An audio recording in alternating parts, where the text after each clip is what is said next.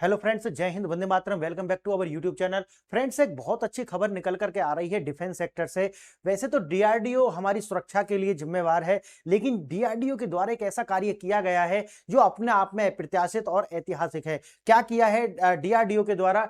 DRDO ने वो कार्य किया है कि जो आप अनुमान नहीं लगा सकते। डीआरडीओ के द्वारा ये गैलियम नाइट्राइट यानी कि गैलियम नाइट्राइट चिप जो है वो तैयार की गई है। और गैलियम नाइट्राइड के द्वारा जो चिप, आप जानते होंगे, चिप जो बनाई जाती है वो सिलिकॉन से बनाई जाती है, लेकिन सिलिकॉन से जो बनी हुई चिप होती है उनका अपना कुछ जो सीमाएं होती है, लिमिटेशंस होती हैं।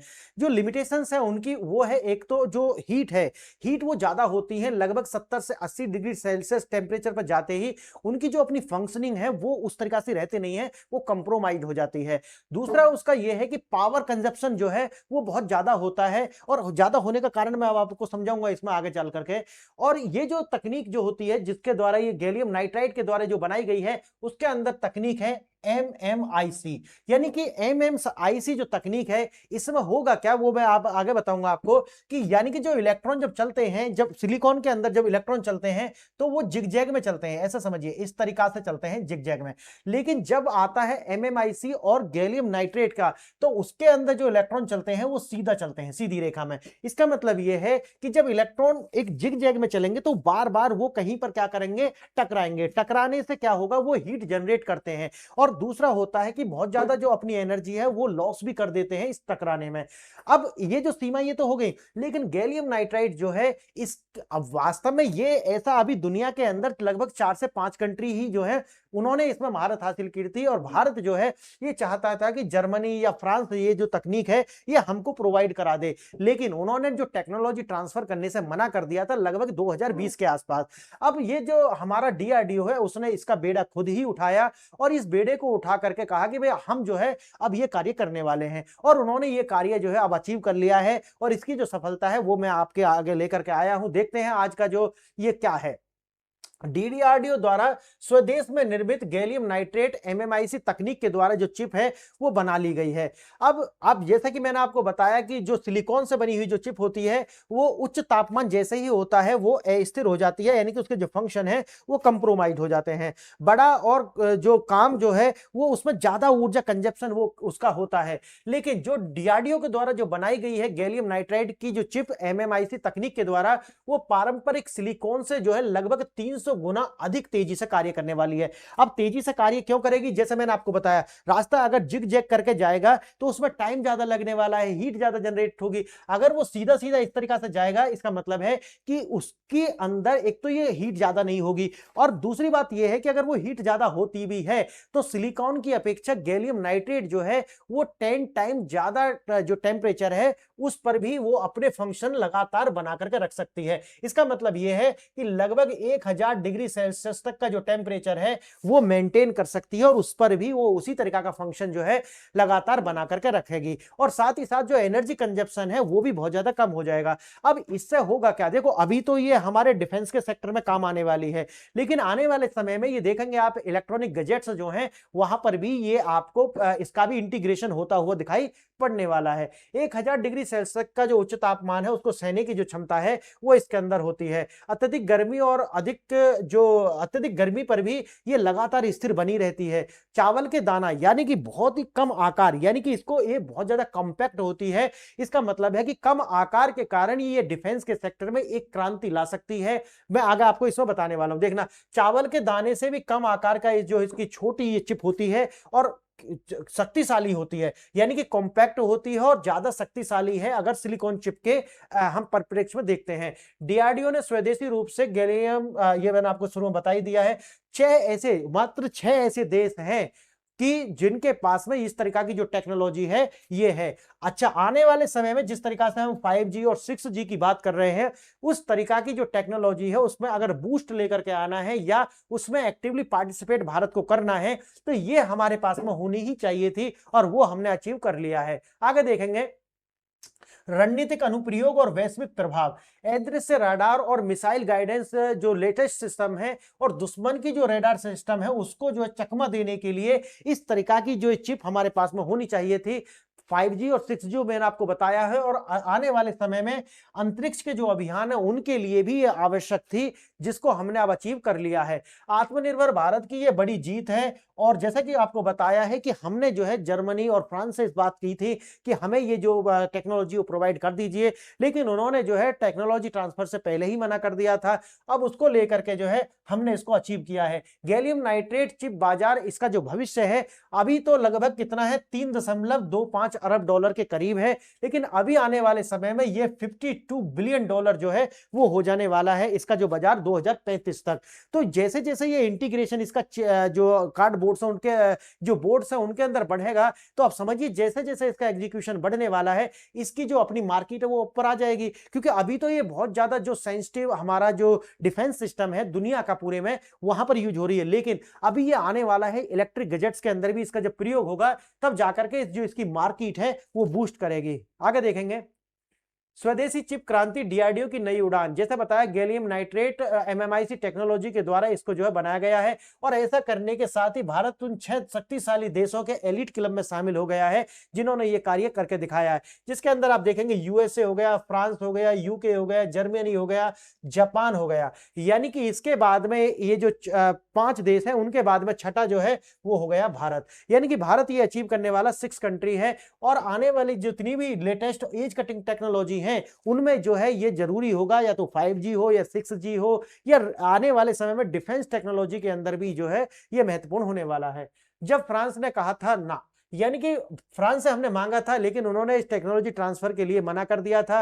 अब ये जो टेक्नोलॉजी ट्रांसफर है वो तो नहीं हो सका, लेकिन भारत ने अपनी ही ये जो टेक्नोलॉजी है उसको विकसित कर लिया है। अब क्योंकि आप जानते हैं कि आवश्यकता ही आविष्कार की जननी है, और भारत को इसकी आवश्यकता थी और उसका जो आविष्कार है किया गया। अब जब इसका जो आविष्कार करने की बात आई थी तो इसको SSPL और GAETEC के द्वारा जो है गुप्त रूप से जो है मिशन को अंजाम दिया गया। इस पर R&D जो है सॉलिड स्टेट फिजिक्स लेबोरेटरी जो है उसके द्वारा, और जो इसका फैब्रिकेशन और उत्पादन जो है उसको किया गया था GAETC के द्वारा। क्लियर है? 2018 के आसपास में ये जो प्रोजेक्ट है इसको शुरू किया गया, और मार्च 2023 में जो है सफलतापूर्वक जो है इसको प्राप्त किया गया, और अब आकर के इसकी जो घोषणा है वो की जाती है। MMIC मॉडल जो है वो है क्या, इसको बोलते हैं मोनोलिथिक। मोनो का मतलब होता है एक, यानी कि जो एक सर्किट होगा वो क्या होगा, सिंगल सर्किट होगा। जिस तरीका से देख रहे हैं आप, ये एक सर्किट है, इसके अंदर ये जो चिप है ये क्या है, मोनो। मोनो मतलब है कि अलग अलग सर्किट नहीं होंगे, क्योंकि अलग अलग सर्किट होने से क्या होता है कि जो स्पीड है वो जो है कम हो जाएगी। लेकिन जब एक ही सर्किट के अंदर आप एक चिप ही ये कार्य करेगी, तो आप समझिए कि उसकी स्पीड बहुत ज्यादा बढ़ जाने वाली है। तो MMIC जो टेक्नोलॉजी है वो कहती है मोनोलिथिक माइक्रोवेव इंटीग्रेटेड सर्किट, यानी कि एकता, इंटीग्रेशन, यानी कि उसको एक कर दिया जाएगा। जैसे ही एकता होती है तुरंत उसकी जो शक्ति है वो बढ़ जाती है। आप जानते होंगे एकता में ही शक्ति है, तो जितना इंटीग्रेशन होता जाएगा आप समझिए वो शक्ति उतनी ही गुना बढ़ती हुई चली जाएगी। यानी कि ये मोनोलिथिक जो सिस्टम है, पुराना वाला तो ये तरीका था कि इस तरीका से एक सिस्टम होगा, उसमें कई सारे बोर्ड्स जो हैं ये लगे होंगे, लेकिन आने वाले समय में ये जो तकनीक है एक ही बोर्ड होगा, उसी के अंदर चिप होगी और वही सारे फंक्शंस जो है करने वाला है। ये एक ही माइक्रोस्कोपिक चिप जो है, रजिस्टर, कैपेसिटर और ट्रांजिस्टर। आप रजिस्टर समझते होंगे, जो रेजिस्टेंस करता है, रोकता है। कैपेसिटर जो कैपेसिट करता है, और ट्रांजिस्टर जो है वो ट्रांजिट करता है इलेक्ट्रॉन्स और इलेक्ट्रिसिटी को। अब देखना, यह चिप बहुत अधिक बिजली संभाल सकती है, डेटा को तीव्र गति से ट्रांसफर कर सकती है। जैसे ही इंटीग्रेशन होगा, गति तो अपने आप ही उसकी बढ़ जाने वाली है। सिलिकॉन युग जो है वो अब खत्म हो चुका है, आ गया जो है कंपाउंड सेमीकंडक्टर युग जो है वो जो है, जैसे पहले सिलिकॉन से बनाई जाती थी, लेकिन अब क्या है, अब दो जो कंपाउंड है उनका प्रयोग करके बनाई जाएंगी, गैलियम और नाइट्राइड। अब इससे होना क्या है कि सिलिकॉन जो है वो कम वोल्टेज और कम तापमान पर ही ठीक से काम करती थी, और आप देखते होंगे जो बेंगलुरु है उसको ही सिलिकॉन वैली बोला जाता था। अब आगे क्या होगा कि दो कंपाउंड एक साथ मिलाई जाएंगे, दो तत्व अलग अलग जो है एक साथ मिलाई जाएंगे, और उनसे होगा क्या कि उस मिश्रण से जो है बनाया जाएगा गैलियम नाइट्राइड, और इसकी जो क्षमता होगी जो शुरू में मैंने बताई है वो सिलिकॉन से कम 10 टाइम मोर होने वाली है। हर तरीका से, यानी कि टेम्परेचर में भी वैसे भी। बैंड गैप का जो विज्ञान है वो समझिए। बैंड गैप क्या है? सिलिकॉन के अंदर जो होता है वो स्मॉल गैप होता है, यानी कि छोटा गैप होता है, लेकिन जो गैलियम नाइट्राइड है उसके अंदर जो बैंड गैप है वो क्या है? ज्यादा है। और ये जो बैंड गैप है ये होगा क्या? बैंड गैप वह ऊर्जा बाधा है। बैंड गैप क्या है? वह ऊर्जा बाधा है जिसको पार करके ही इलेक्ट्रॉन जो है वो प्रवाह करते हैं। अब हमने ये जो बैंड गैप है, देखो ये जो बाधा सिलिकॉन में स्मॉल बैंड गैप, इसके अंदर वाइड बैंड गैप है, इसका मतलब ये हो जाएगा सिलिकॉन ने 3 गुना बैंड गैप जो है इसके अंदर है। ये बिना ब्रेक डाउन के ही आगे जो बढ़ते जाएंगे, मैं यहां पर दिखाऊंगा आपको। देखिए सिलिकॉन के अंदर किस तरीका से बढ़ते हैं, जिस तरीका से देखो ये जैसे सीढ़ी होती है उस तरीका से, यानी कि नीचे गिरेगा फिर नीचे गिरेगा, तो ये बैंड गैप जो है, लेकिन यहां देखना यहां सीधा जाएगा, एकदम सीधा नीचे आएगा, यानी कि किसी तरीका का कोई डाइवर्सन यहां पर आपको देखने के लिए नहीं मिलता। और यही क्या होता है, इसकी वजह से बहुत ज्यादा ऊर्जा जो है बच जाती है। और गैलियम नाइट्राइड में जो इलेक्ट्रॉन है वो सीधे गिरते हैं, वो शक्ति के रूप में निकलते हैं। इसलिए आप देखे होंगे कि जो एलईडीज जो होती हैं वो गैलियम की ही बनाई जाती है, गैलियम का ही उपयोग उसमें किया जाता है। पैसेंजर ट्रेन और बुलेट ट्रेन का एग्जाम्पल भी दिया गया है कि जो सिलिकॉन है वो इस तरीका की पैसेंजर ट्रेन है, और जो गैलियम नाइट्राइड है वो किस तरीका का है? वो सुपर फास्ट ट्रेन है। अब गति का जो अंतर आप देख लीजिए, लगभग 300 गुना ज्यादा गति जो है ये होने वाली है, और 10 गुना जो ज्यादा, यानी कि वो 100 डिग्री सेल्सियस वो पहुंच ही नहीं पाता, आप जानते होंगे, लेकिन पहले ही क्रैश कर जाता है। लेकिन ये क्या है, 1000 डिग्री सेल्सियस का जो टेम्परेचर है उस पर भी जो है स्टेबल बनी रहेगी। अब दक्षता में आप देखेंगे कि ये जो सिलिकॉन की कम दक्षता होती है, एफिशिएंसी, लेकिन इसकी जो दक्षता है यानी कि कम बिजली खपत करेगा और ज्यादा एफिशिएंट होगा। आने वाले समय में जैसे कि रेडार स्टील्थ टेक्नोलॉजी जो है उसमें भी ये काम करने वाला, क्यों? क्योंकि इसका जो आकार है वो बहुत छोटा है, यानी कि छोटे ही बोर्ड में ये काम कर जाएंगे। इसीलिए क्या होगा कि दुश्मन का जो रेडार है वो भी इनको पकड़ पाने में जो है सक्षम नहीं हो पाएगा। अब छोटे आकार के कारण इन्हें फाइटर जेट्स में आसानी से फिट किया जा सकता है, और इनको जो है स्टील्थ की जो क्षमता है, स्टील्थ मतलब होता है छुपना, यानी कि कैमोफ्लेज करना या स्टील्थ करने की जो क्षमता है वो ज्यादा हो जाएगी। उसी तरीका से आप यहां देखेंगे कि इलेक्ट्रोमैग्नेटिक जो वारफेयर है, दुश्मन के कम्युनिकेशन को जो जाम करने के लिए जो गैलियम नाइट्रेट है उसकी आवश्यकता बहुत ज्यादा थी, और ये हमको प्रदान करेगी। आगे आगे देखेंगे आप कि मिसाइल सीकर्स के अंदर जो है अंदर जगह कम होती है, इसलिए जो गैलियम नाइट्रेट की जो चिप है उसका आकार छोटा होता है, तो इसको जो है आसानी से फिट किया जा सकता है।